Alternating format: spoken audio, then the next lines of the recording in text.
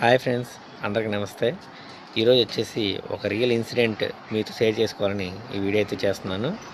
ఏంటంటే నాకు తెలిసిన ఒక ఆంటీ గారు ఒక 2 లక్షల రూపాయలు ఒకరికైతే వడ్డీకి ఇవ్వడం జరిగింది.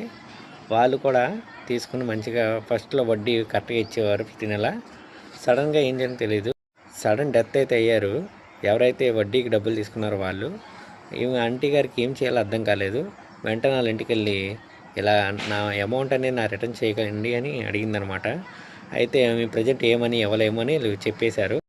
సరేలే బాధలు ఉన్నారు కదా అని సరే టైం ఇద్దామని అనుకున్నారు. కనీసం వడ్డీ అనేది తిరిగి ఇస్తారులే అని వెయిట్ చేసిన 1 మంత్. చూస్తే వడ్డీ కూడా తిరిగి అయితే ఇవ్వలేదు. అప్పటి నుంచి ఆవిడలో ఒక టెన్షన్ అనేది స్టార్ట్ అయిందనమాట. తర్వాత ఒక లాయర్ని అయితే సంప్రదించి వారి ద్వారా నోటీసులు ఇప్పించడం అయితే జరిగింది. కూడా వారిలో ఎటువంటి స్పందన లేదు. వడ్డీ వదిలేయండి, అసలైనా ఇప్పించండి అనే స్టేజ్ దాకా వెళ్ళిందనమాట. ఇప్పటికీ ఆ కేసు అలా నడుస్తూనే ఉంది. దీని ద్వారా నేను చెప్పదలిసింది ఏంటంటే, మీరు వడ్డీలు బయటకు ఇవ్వకండి.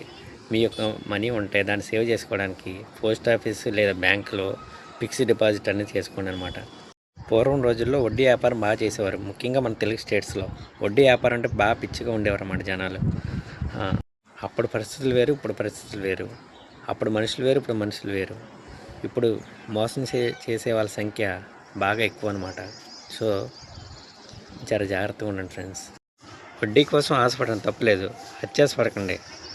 పడితే అసలు కూడా ఉండదు, ముఖ్యంగా మిడిల్ క్లాస్ వాళ్ళకి. ఎందుకంటే త్వరగా పొట్టలు పడేది వీలే కాబట్టి.